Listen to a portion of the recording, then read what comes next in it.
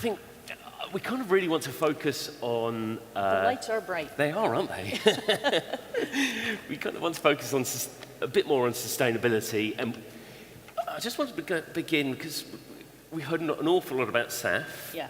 And as an engine manufacturer, how much does that play into your thinking? And from a technology perspective, are we there? What kind of progress needs to happen? We are making progress, but we have a lot more to go. I mean, a lot of the panelists talked today. There's a framework on how to meet our sustainability goals. There's technology, there's operations, there's fuel. If the fuel is SAF, it could be hydrogen, it could be electric, it could be hybrid electric. But from a SAF perspective, what's available today, we're ready to go. It really is about supply. The future is looking at a more available SAF, even a more sustainable SAF. And we're always engaged with testing from an engine component level, but also a system level, SAF as it becomes available. We've done 100% SAF flights on nearly all of our products now. And it's a continuous technology development that we're well invested in. And when I think about sustainability, to my simplistic mind, for what is such a existential challenge, is almost to view it in sort of what you can do today and what you can do further on. So for today, I mean, there's a lot of aircraft out there flying today. Yep. There are more aircraft being delivered every week. Yep. I mean, how much of a difference can you make in terms of efficiency to the current fleet and the incoming fleet? Well, again, there's the fleet renewal. We have absolutely upgraded all of our products over the last decade with the LEAP products, the GNX, the Passport. The Catalyst will soon be available. The GE9X will soon be available. So as the airlines are going through their fleet renewal, there's a big opportunity there.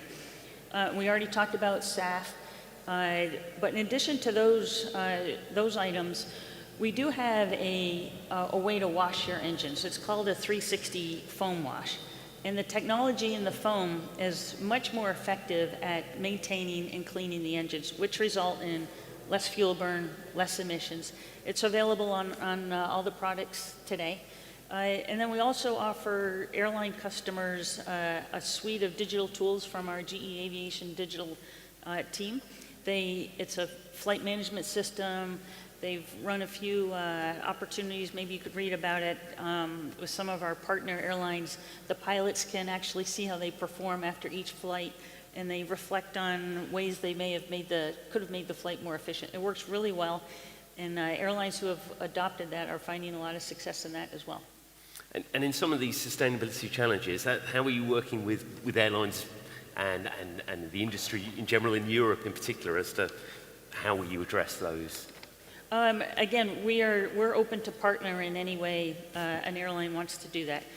We do advocate the washing of engines. We do advocate doing the test runs for SAF, all the different pathways, piloting them on our engines, and again, leaning into our digital tool of applications. I think there's a lot of opportunity there.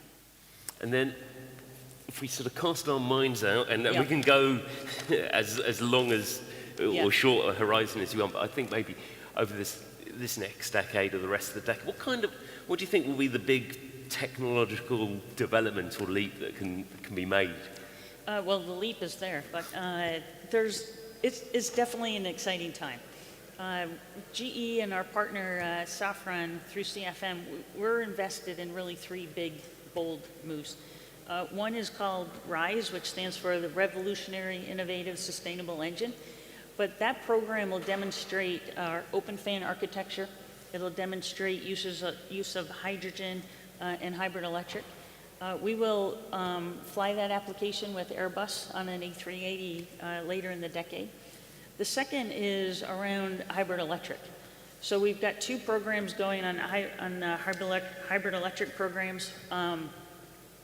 We will test a complete powertrain on a Saab 340 powered by a CT7 in the middle of the decade. We'll be able to turn on and turn off the power from a battery back to the rotor and exchange how it works. It's a megawatt capability. We'll be flying at an altitude where it's really the technical challenges. We'll do a very similar demonstration here in Europe with our catalyst engine and GE Avio, really testing the powertrain integration with the hydrogen fuel cells. And then lastly, we're testing hydrogen combustion with Airbus and really looking at the cryogenic fuel system and what it takes to really fly with a hydrogen fuel system. And we'll do that with Airbus in the later part of the decade as well. So a lot of investment. If you're an engineer, this is absolutely the decade to be here, and we're looking forward to what we can do. I was going to say, just lastly to finish, because there's so much, there's a lot of innovation going on in this sector at the moment. I mean, how do we sustain that? How do we keep that going? Especially here in Europe, I guess? A lot of what I mentioned is actually being done here in Europe. In fact, Europe is absolutely a leader in innovation. It's what we're really committed to is the open fan, and the open fan will fly first here on an Airbus airplane. And we really appreciate the support Airbus is giving CFM on the installation and how do you make the open fan work on an underwing in a way that delivers the fuel burn and the noise and the safety that we are committed to. The other programs, the hydrogen demonstration is happening here in Europe. The hybrid electric is happening here in Europe. GE Avio will bring into service the next generation turboprop and propellers on Catalyst. So a lot of innovation that we're very vested here. There's about 10,000 GE employees based in Europe and the UK, and we're all in and committed to making the EU a leader. Absolutely. And you talked about hydrogen there. What kind of market do you see for that? Or hydrogen? Well, there's a lot of technical issues to get through. We all know you need green hydrogen to really make it effective. It is ultimately how you get to a real zero emissions.